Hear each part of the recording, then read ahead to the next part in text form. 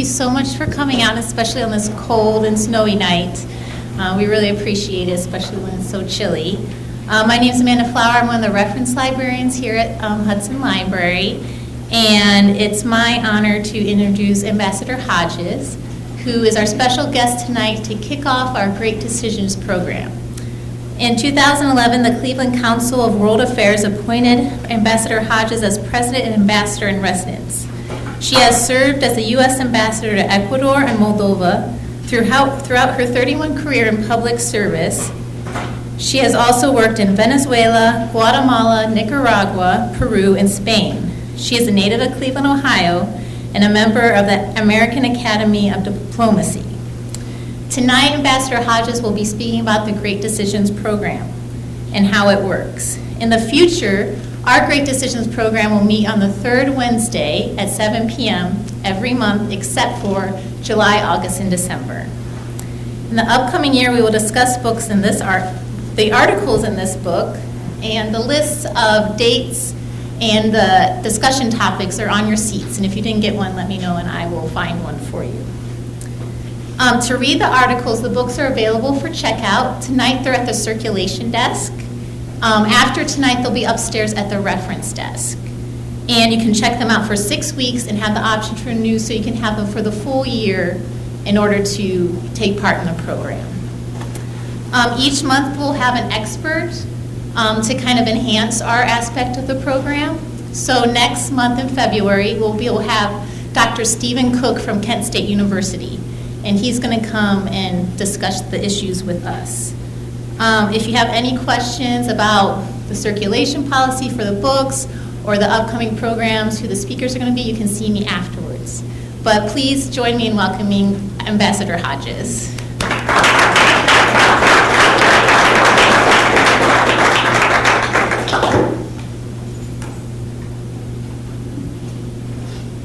Well, good evening, everybody. It's very nice to see you all here. Happy to be here to talk about Great Decisions. I'm assuming that you have an interest in international affairs if you have come here tonight to hear about the Great Decisions program. And so I'm going to first of all take advantage of that to let you know a little bit more about the Cleveland Council on World Affairs, because we are collaborating with the library on this program, but also we can be a resource for many of the topics that you will be talking about over the next year. The Cleveland Council on World Affairs is, in my opinion, one of Cleveland's great institutions. And of course, in Cleveland, we have lots of good, wonderful, great institutions. But we go back more than 90 years. And the Cleveland Council was originally founded by women who were interested in promoting world peace. Then some men got involved who were involved in some sort of a discussion group, and eventually things evolved, and you have to think back that these are the times before anything like Googling or anything, computers or anything else like that. And in fact, these are times well before even television. And so people got together a lot more to discuss topics that they felt were very important for Washington. They also felt that Washington cared about their opinions. And so eventually groups were within the Cleveland Council on World Affairs were developed to have speakers come in many times from Washington. There's a group within CCWA, which is the Cleveland Council or Cleveland Committee on Foreign Relations, CCFR. And they held dinners. We still have this group functioning today, but they held dinners that at that time would draw over 200 people, mostly men, sorry to say, who would listen to experts from Washington, and often would put together a paper to send back to Washington on those after these discussions. These were off the record, so the officials would feel free to talk and tell people what was going on. And of course, now when we do our dinners and things like that, we have nowhere near 200 people because people feel they have other sources of information, which in a way is unfortunate because I think you really can't beat having the real, an authority and in person and having a chance in real time to ask questions and, and actually also provide some feedback when you have a Washington policymaker. But anyway, over the years, the council has evolved, and so today, what we do basically are the following. We have 2 speaker series. On the website, you will particularly see our public series. And those generally, almost all of our events are held at the Union Club, although occasionally they're in different places. But we have usually the topics of the day with experts either from the government or from diplomatic experts or the think tanks, many think tanks in Washington. And it's really very high quality speakers that come for our talks. Next week on Tuesday the 26th, right? I have 2 people with me providing logistical support and informational support. We have an Iranian coming who is at Princeton right now, but who has worked closely with Rouhani, and his name is Syed Hussein Mousavian, and this is a first for us. Believe me, we've never had an Iranian come and speak at CCWA, and it'll be interesting to see. He's going to talk a bit about the Iran, the nuclear deal, and about other issues related to the U.S. relationship with Iran or Iran's relationship with us. So that is one. Then later on in February, we'll have a speaker on Russia, somebody who's a former ambassador to Ukraine, but who actually in his career has covered Russia and Eastern Europe, and is also somebody who's top-notch. A person you'll see on NPR or PBS fairly frequently, Steve Pfeiffer. And so that's give you an idea of the speakers. With this private series is the one that has continued over the years with the Cleveland Council and Cleveland Committee on Foreign Relations, CCFR. And that we don't advertise because it is actually a member-only private dinner group. We have a dinner at the Union Club, and there's a speaker. The speaker will make a presentation, and then afterwards there's an opportunity to ask questions. We consider the event to be off the record, although nowadays that's hard to say that anything's off the record. But at least the speakers have a chance to update people. Last week we had an expert on Canadian affairs. And I think many of our members never expected that it could be so interesting to learn what the U.S. and Canada do together, how we work together, the various issues and things like that. So those are the 2 series speaker series that we work on. And by the way, many of the podcasts from those speaking events are on our website. We had a speaker from Cuba last year in November. That podcast is not on the website yet, but should be there like within 2 weeks. If you're going to be doing this series and Great Decisions, I strongly recommend that you listen to that podcast. Vicki Huddleston, real expert on Cuban affairs, came and gave that presentation, and it was really, superlative, right? Just briefly, a few of the other things we do are Model UN for high school students. You may have relatives, you yourselves may have been involved in Model UN here in Cleveland.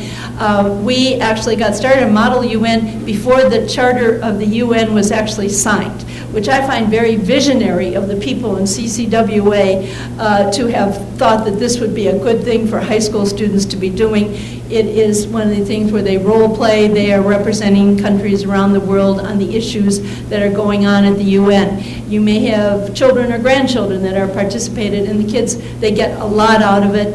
Some of our best lawyers in Cleveland did Model UN when they were in high school through CCWA. So we're very proud of that. We have another program that's called the International Visitor Leadership Program, IVLP, and we welcome to Cleveland people who have been are sponsored by the Department of State to come to the United States, usually for 3 weeks, to get to go know the United States, not just in Washington, not just in New York. In fact, most of the time they don't even get to New York. They go to Washington and then they go out to see the rest of the United States, usually 2 or 3 cities. We are the people that handle their programs here in Cleveland. And these are rising leaders from around the world who come usually with a theme of interest. And it could be media, it could be working on at-risk youth, museums, running a management of a museum, health issues. We never know exactly what they are, but when they come here, we connect them with professionals, their sort of counterparts, and they have a great, an opportunity to meet with a lot of people here in Cleveland, and they always remember later that, these trips. They remember the United States well, and I always say it's our taxpayers' money best spent to have these leaders come to the United States, get to know us in the real sense of the United States, and they remember forever. And when I was out, I remember being in Ecuador, in a small town actually, near the coast, and a man came up to me. I was giving a little talk, and a man came up to me, he says, "Yes, I was in Cleveland in 1955." And, and it was something to do with oil or whatever. So, they never forget. Just as the Fulbright program is another one that people never forget. We sort of bring people on our side when they have a chance to be with us for a while, right? But with those programs, we also, they're adults, they stay in hotels, but also we have people invite them to their homes for a dinner. And so if anybody is interested here in inviting one of our visitors or some of our visitors to their home for a dinner, we would be glad to have you join in this citizen diplomacy. It's an opportunity to talk to people about various issues. They usually want to know about our issues, but a lot of people say that they learn a lot about the countries that people come from. And these visitors, when they do their wrap-up assessments, they always say that one of the highlights is the opportunity to go to American homes and to talk with people, right? For people who have children or grandchildren, they say that their children are learning geography just by having these guests in the homes, and they take much more of an interest in countries where they have met somebody from the country. So let us know if you are interested in doing something like that. We also do some youth exchanges. Right now we're responsible for some high school students from Kosovo who are sponsored by our embassy in Pristina in Kosovo. And they come for a year, to spend a year in high school. And again, it's an opportunity for them to learn, what it's like to be a teenager here in the United States, and they're expected then when they go back to be involved in community projects, to have community projects, and we hope over the years that, again, we're gaining in their appreciation of what the United States is, and then they are spreading the word and showing others what they have learned while they're here. So it's a great program. So that's basically what we do at the Cleveland Council of World Affairs. We have a website, and at the back of the room there's some information about membership and also some of the upcoming programs. So we have a general coming who I have not heard, but I understand is an extremely good presenter. He's the person in the U.S. Army who is responsible for deciding how they're going to hire the U.S. Army, but more to the point when you're talking about us as an organization, the strategies involved in soldiers in the future, how they will be involved in the world and carrying out our national security strategies, and I think he will also be very interesting. Great decisions. This for us is new. we have not dealt with great decisions here and done anything with great decisions here in Cleveland.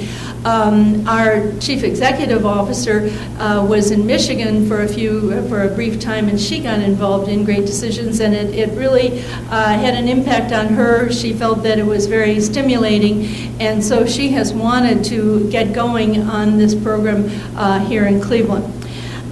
It involves reading the Great Decision briefing book, which Amanda just showed you. The brief, I just leafed through it, and it looks very impressive, and very high quality writers, and very comprehensive actually. And then there are DVDs that you can access that, and I think those are related to PBS, right? Yeah, and that will also give you more information about the topic. And then you get involved in discussions among yourselves on critical global issues. It's a real grassroots kind of thing, and that's why, as I say, Cleveland Council on World Affairs is also sort of a grassroots thing where people got together, discussed issues, and sent back their opinions to Washington. Frankly, I'm not sure Washington cares that much about our opinions, but I understand that the great decision people also do polling. And when you have done these issues, then they will poll, and that it's basically run by the American Foreign Policy Association, and then they collect the polls and then submit that information to agencies in Washington. It was founded in 1954 in Portland, Oregon, and by the Vice President of the Foreign Policy Association. The model is a face-to-face model, and you involve in active and informal conversations. Right? As the program grew, it got into schools, got into organizations. Anybody actually can put together a great decision program. I see, though, that the benefit here at the library is, though, that they will be organizing, having a quality speaker come, help you focus on what the issues are. And it's also a great opportunity if you have questions to, see if they can answer the questions, or at least find out the answers to your questions, right? So it will give a little bit more structure than to just any sort of old ad hoc group that not that I want to put that down, but that would begin, talking about the issues. The topics, I guess you have a piece of paper with the topics, and needless to say, the topics that are there are the topics of the day, right? The Middle East alliances, I can't keep them straight. I think maybe it would be good to sit down and actually work my way through who is with who, because those are also changing alliances. And it also, gives you an opportunity to see, sort of as the Arab Spring began, and as things started working their way through, different countries, democracy, no democracy, things like that. Excellent opportunity to pay more attention to issues that you hear on TV or on the radio, whatever. In the short summary of some of these topics that, as they're presented, they say the question remains: what is what can the U.S. do to secure its interests in the region without causing further damage or disruption? Right? And that, I'm not sure that anybody really knows the answer to that, but it's something you all can think about and can look at what the issues are. The rise of ISIS. A couple of years ago, if I had stood here and said something about ISIS, I wouldn't have known what I was talking about. And suddenly we hear one day that ISIS has taken over Fallujah. I have yet to figure out how they took over Fallujah. We didn't know it was coming. But this was in 2013. And since then, that is a prominent issue that everybody is talking about. Lots of people have theories about what to do or what not to do, and I think that it should be a very interesting area for you. The question they ask here is, what is ISIS, and what danger does it pose to U.S. interests? The future of Kurdistan, very interesting topic. And when it comes, the Kurds are one of the largest ethnic groups in the area of Iraq, Iran, Syria, and I'm missing one too, Iraq, Iran, Syria, and Turkey, of course. And where we work with the Kurds, we, the United States government, work with the Kurds in various countries varies, and it varies according to the sensitivities of the countries that are, whom we are talking to. But the Kurds in Iraq have been very close allies with us, working with considerable success. And so that's going to raise more and more the issue of where are the Kurds going? Will there be a Kurdistan someday?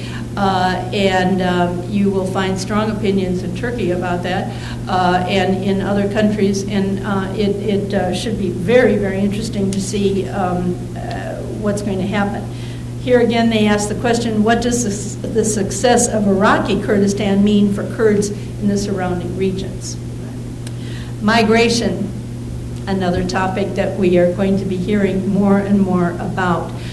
There's the obvious topic of migration, Syrian migration to Europe, but in Europe there is a lot more than Syrian migration. There's a lot of migration from Africa and in other places in Europe, in Africa, in the Middle East, and it should be you just don't know where that is going, what countries, how it's going to affect the development of the European Union, how it's going to affect the union of the European Union. That will also, the question here they're asking about is how can they balance, or how can countries balance border security and humanitarian concerns?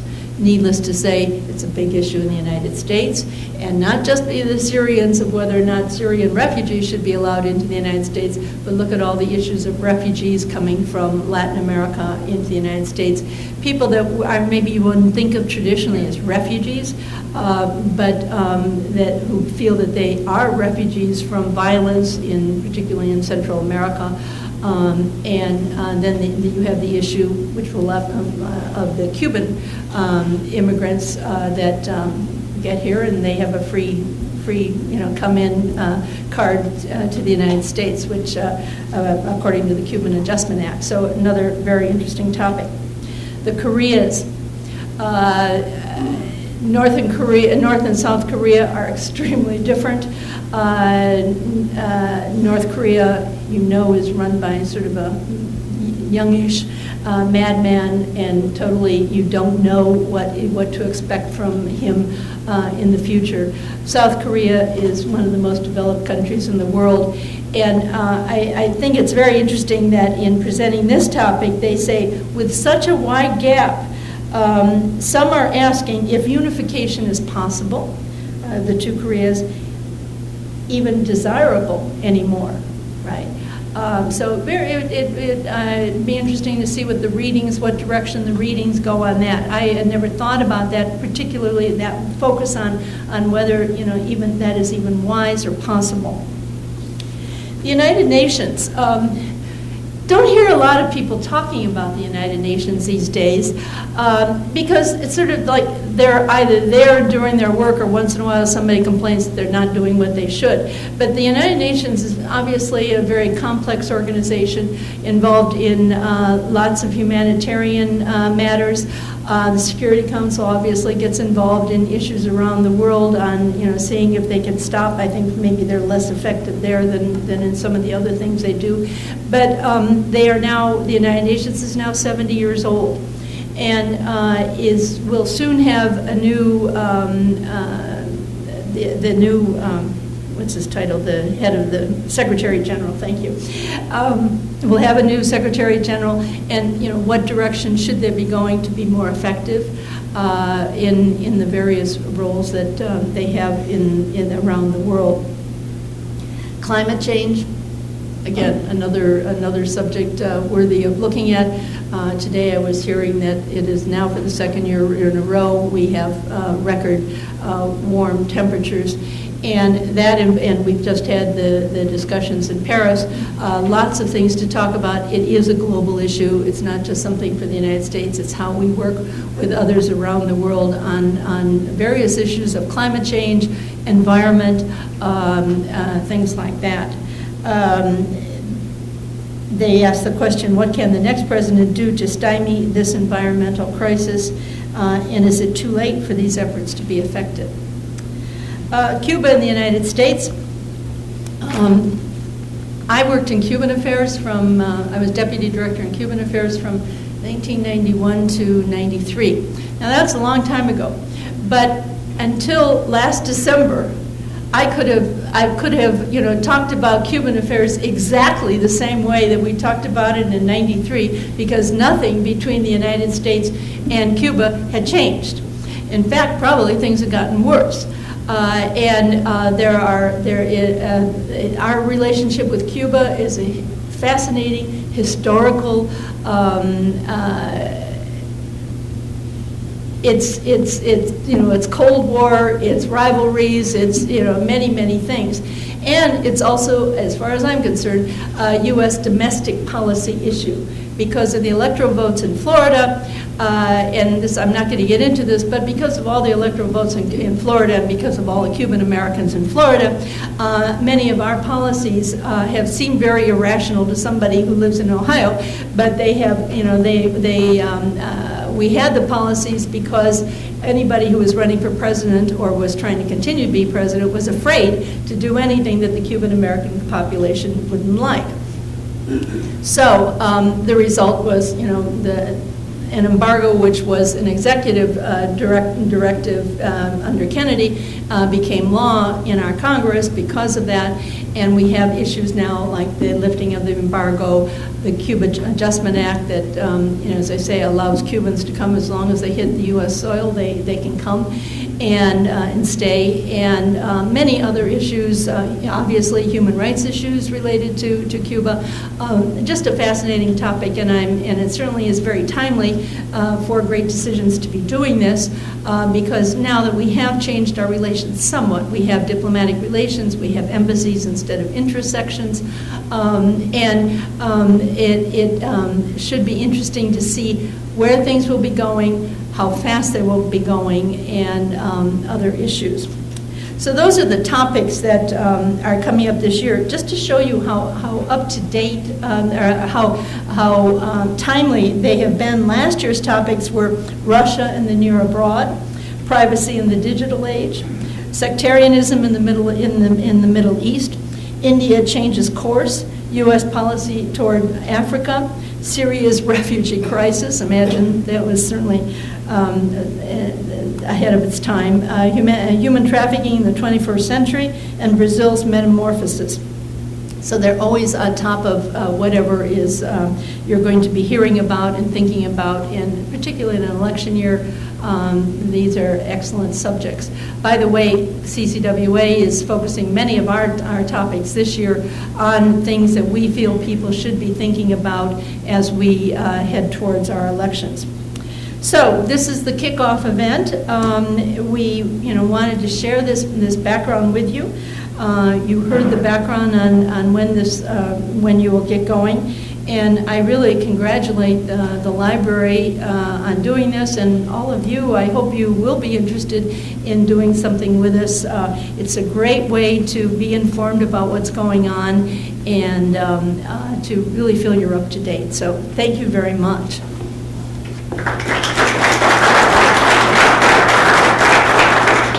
I don't know, do you want to take any questions? But I may not have all the answers because we're running through this together, right? So any questions on this?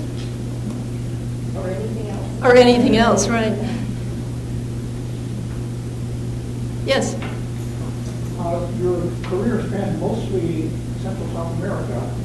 Is that common? I noticed you got to Spain once, but can you talk? Twice, actually twice. Yeah. Yeah. Can you talk a little bit about your experience Sure. in South America? Sure. Well, I majored in Spanish in college, and I got my MA from New York University in Madrid, right? which, by the way, did not help me get into the Foreign Service, because there's not really a language exam to get into the Foreign Service. You have to know a language once you're in the Foreign Service. And so I had lived in Madrid many years before I joined the Foreign Service, so I spoke Spanish. I thought I was a Europeanist, and boy, was I wrong about that. I mean, they said, oh, you speak Spanish. We have openings in Venezuela, blah, blah, blah. And so I went sort of not very happy about it at first, and then I discovered I liked Latin America. I liked the fact that we had a role in forming democracies and in institution building much more than we do in Europe. We don't get involved in things like that in Europe. We don't have to. And so I ended up staying in Latin America most of my career very gladly. But then I did want to get back to Madrid. Madrid's like my second home. And so I went to Bilbao. I was the Consul General in Bilbao, Spain, and then I was the Deputy Chief of Mission in Madrid, and was my dream assignment. I knew that there would always be a political appointee ambassador, and so if I wanted the job, it would be to be the Deputy Chief of Mission, and I got that job. And then I had the quirky out of the usual assignment to Moldova, which I never quite expected, but I happened to be in Madrid when the opportunity came up to get an ambassadorship, and so I quickly learned a lot about former Soviet space.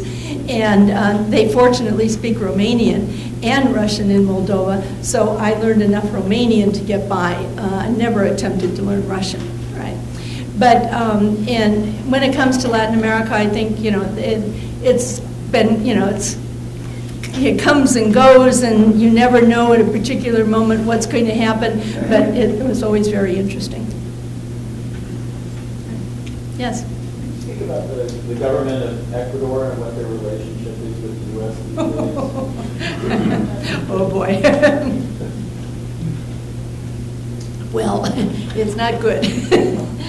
I don't know if you looked me up on the website or not. No, you don't know why you're asking that question. Well, I know you're asking. Yeah, oh, okay, but excuse me. With this president, Rafael Correa, we've had always a very difficult kind of relationship. He, in many ways, is a brilliant president. He is a very populist president. He's sort of a Hugo Chavez Jr., not as bad as Hugo Chavez. I'll give him credit for that. But absolutely no problem with, sort of taking over private companies, not paying some of the debts of the country, going here and there and everything else. And so it was always a difficult relationship, although personally, on personal basis, I could say we were on talking terms and things like that. But what I'm leading up to is that they always wanted us to be more pro Rafael Correa and to say good things about him in public, and of course we would never do things like that. So, and they're very bad on issues of freedom of press, any freedom of media. He's shut down newspapers, he has sued newspaper reporters, he has sued a cartoonist for making him not look good, and things like that. And so, always a tough relationship. But in November of 2010, something started happening called WikiLeaks. I don't know if you're familiar with WikiLeaks, where over 250,000 cables of the Department of State are correspondence with the Department of State from embassies around the world over something like 10 years. This was leaked to the public via an American military man who then passed it on to Julian Assange, and Julian Assange published these things. When that happened, we all in all our embassies got nervous because we were writing confidentially to the Department of State, giving our opinions, frank opinions for the most part, and citing sources and things like that. And so around the world, we looked at at what we had sent back, which was always, you would cite your sources, but you also knew that you were giving your opinion, the best opinion of the embassy. And but we began to get nervous about what, I was never terribly soft on Correa. And And our telegrams reflected that, right? So as the telegram started coming out, I thought, uh-oh, I don't know, and I was due out in July anyhow. I had been there almost 3 years. And one day, the little cables came out that weren't terribly damaging. But one day I woke up to headlines in the newspaper. At this point, I'm not sleeping very well, and I usually do. But a cable came out, citing, Ambassador Hodges as basically having said that there was corruption in the police and that maybe the president knew about it, right? In fact, there was corruption in the police. And Time magazine pointed out later on that everybody in the country knew that the former commander of the police was corrupt. And so what was the big deal, according to Time magazine, right? But President Correa didn't take to that very nicely. I was called into the foreign ministry, and they said, give us your sources, hand over all the cables, and I forget what else, all things that I could not comply with their demands. And so that night I thought, let's see what happens. And by the next day I was declared persona non grata, and I was expelled from Ecuador. Right? I had a week to get my things together. But anyway, if you ask how are our relations with Ecuador, there's your answer. He's always believed that picking on the Americans was good politics, and that would get him points. But the polls afterwards showed that it was not very popular with the people of Ecuador that he had kicked me out, and that basically it hurt relations.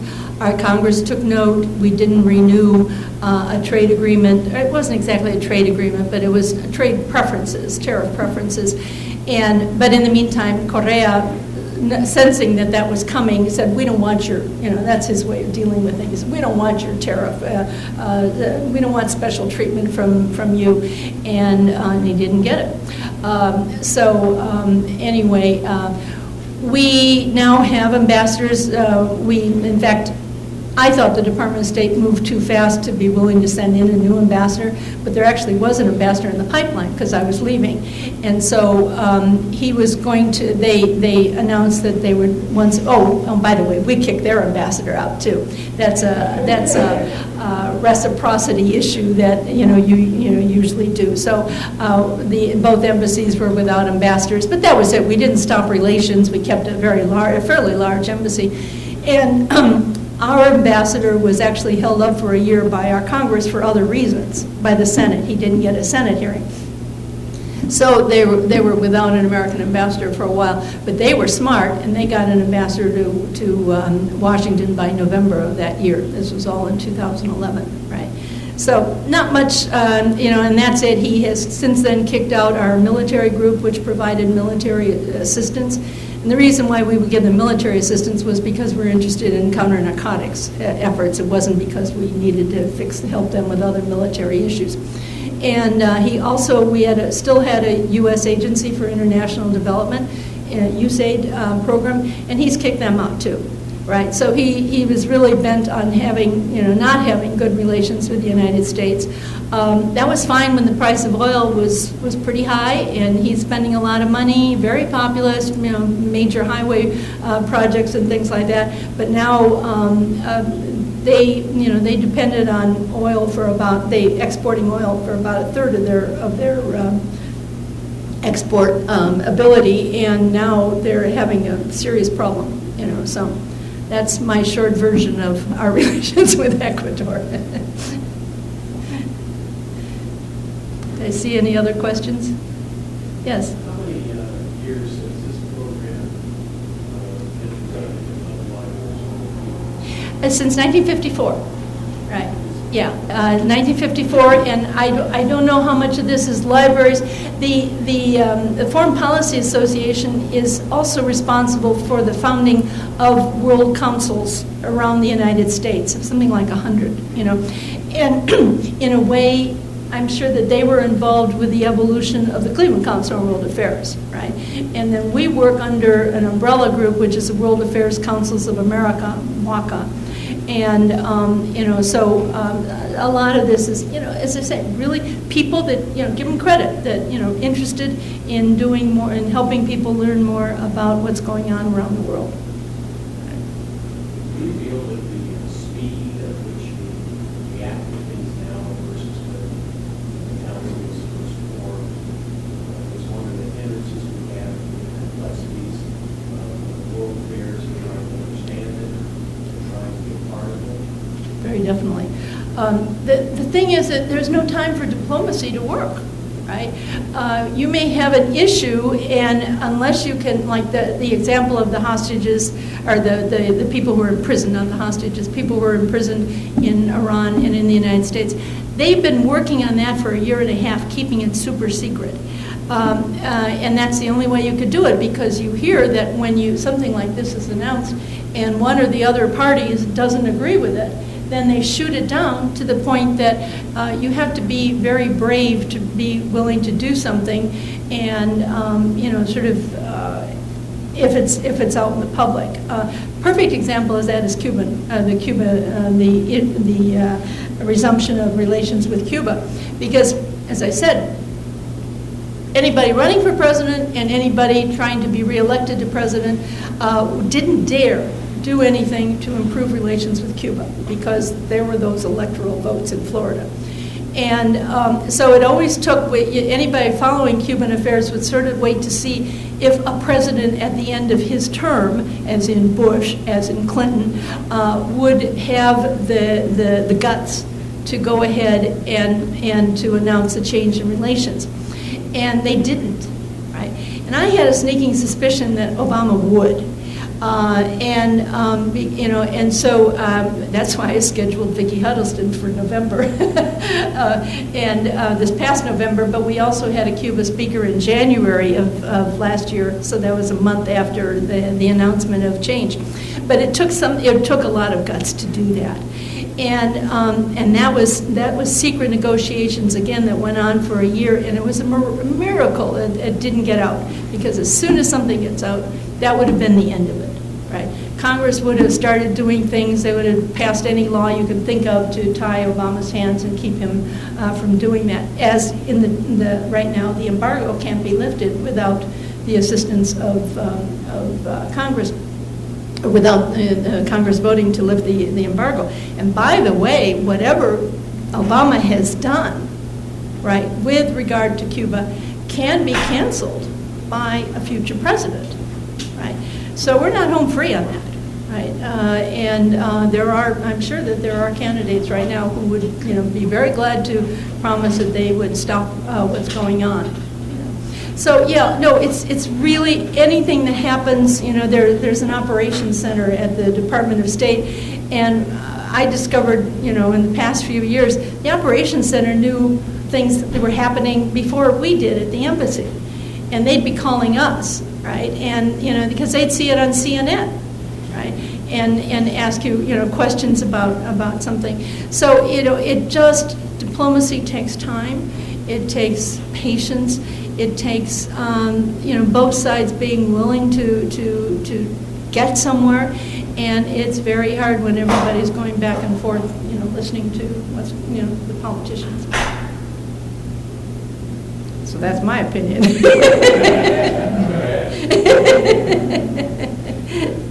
Any other questions?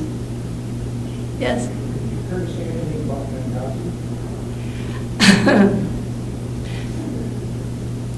I think it's a very politicized issue.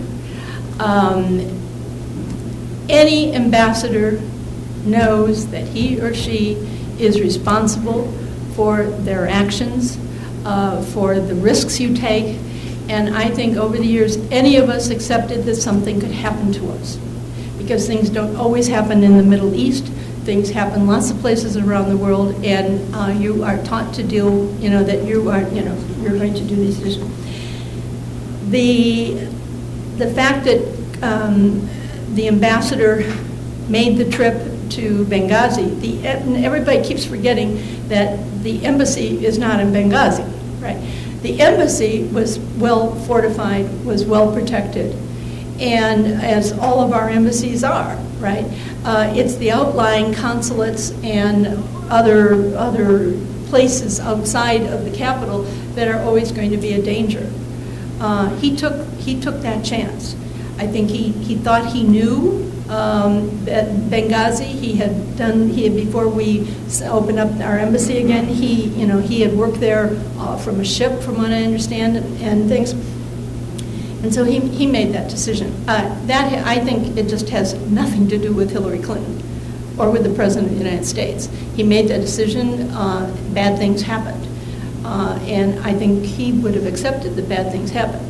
The issue of whether or not that could have been more fortified it comes down to deciding, if there's money, if that's where you're going to put your money. Those decisions are carried out at the Department of State, in my opinion, very carefully.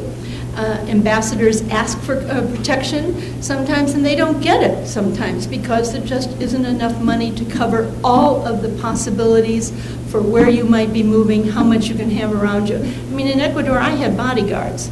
And so if you could imagine in Ecuador, a fairly peaceful, there was a reason for that. I had bodyguards because we had a narcotics trafficking problem. We had a problem with the FARC from Colombia, and also some fairly dangerous individuals from the Middle East who had managed to get into Ecuador visa-free because that's the way the Ecuadorians work. They let people in from anywhere.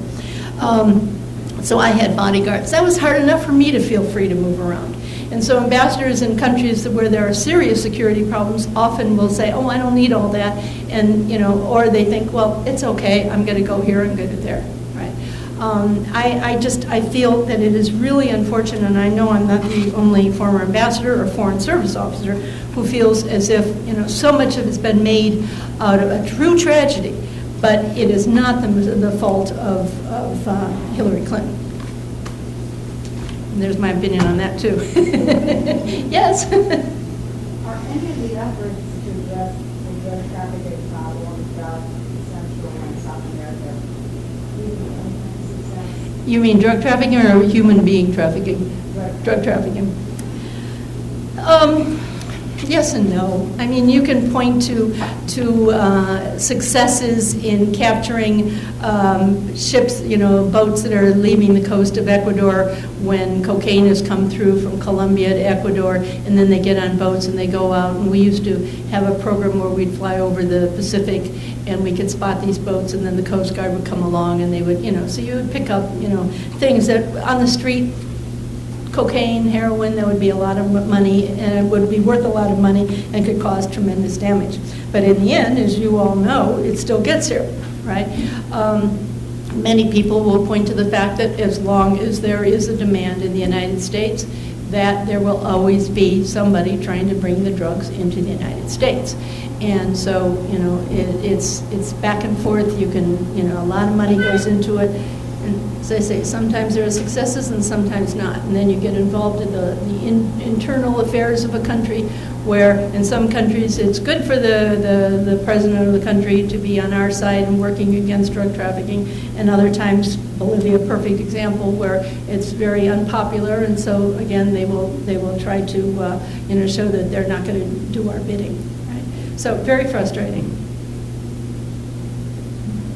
Yes? Do you see conditions improving in Venezuela? Not for now. No,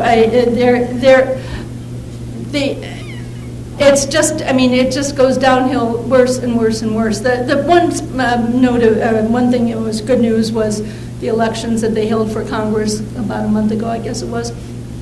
But now they're having problems seating those people who were elected. And of course, the leadership of Venezuela, Chavez, and all of the people, they're just Maduro, the current president.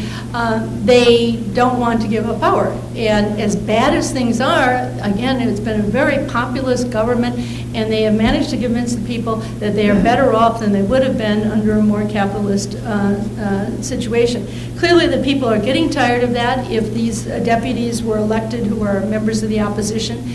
But so much in Latin America depends on the fact that the opposition is not united, right? And so there are many of the countries that I've been in where you say, how did that person get elected? Now, why is Daniel Ortega still the president, he for a while wasn't, but why is he the president of Nicaragua today, you know? And why is it? Because the opposition has not managed to get its act together to have one person to go to run against Ortega, or in the case of Chavez, or in the case of Maduro now. You think, why can't they be smart enough to figure this out?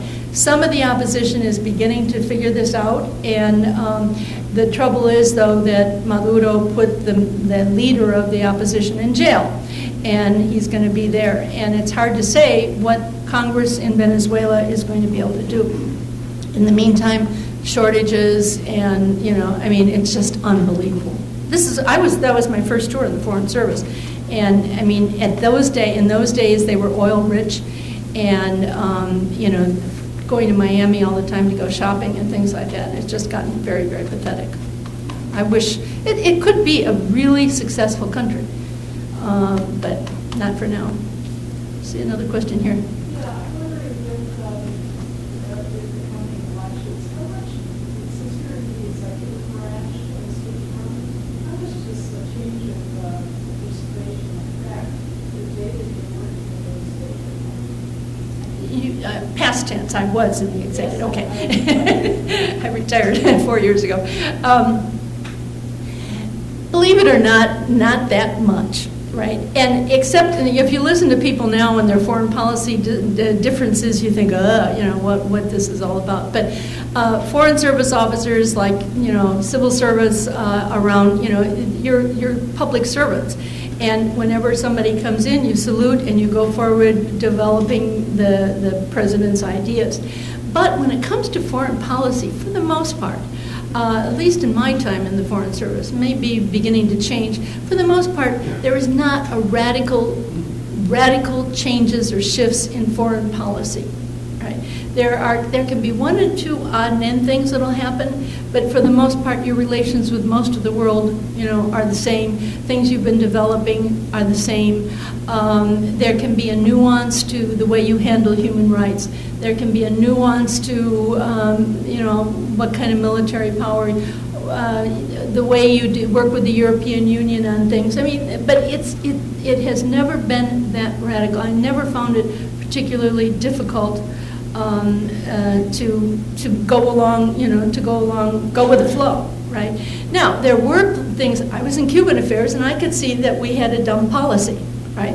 And almost everybody knew we had a dumb policy, but we knew that it was not going to change. So what do? You basically work on the issues that might have done, like when I was there, we worked on confidence building measures with the Coast Guard. The two Coast Guards, the Cuban Coast Guard and the US Coast Guard, so that they would be able to have signals and understand each other and agreement on if they picked up people who were on rafts and things like that. Those were really tiny, tiny things. A lot has been going on between the United States and Cuba that people are not aware of. Scientists have gone to Cuba, artists have gone to Cuba. There have been, you know, really low-level exchanges, but no, you didn't make much of it because our politicians didn't want to make much of it, and nor did Fidel and Raul Castro want to make much of a deal out of working with us. In fact, they probably are going to have a harder time now sorting out what to do with the Americans than we actually are going to have. Right? So, you know, surprisingly, you just did it, right? And it wasn't that difficult. And programs certainly take years to develop. Our aid programs, you know, the budgets for aid and things like that, they go out for 5 years. And so a new president comes in and that doesn't change that much. Yes? Last question for me. What are the masterships? Since you were in the Foreign Service as a career, now you're retired, perhaps competitive foreign champion longer. How do you feel about the political economic advantages? We had one of ours, us served, we had absolutely fabulous, but I know that there's more personals in some of these political which that get damaged, you know, be restricted. And what do you see as the benefit, other than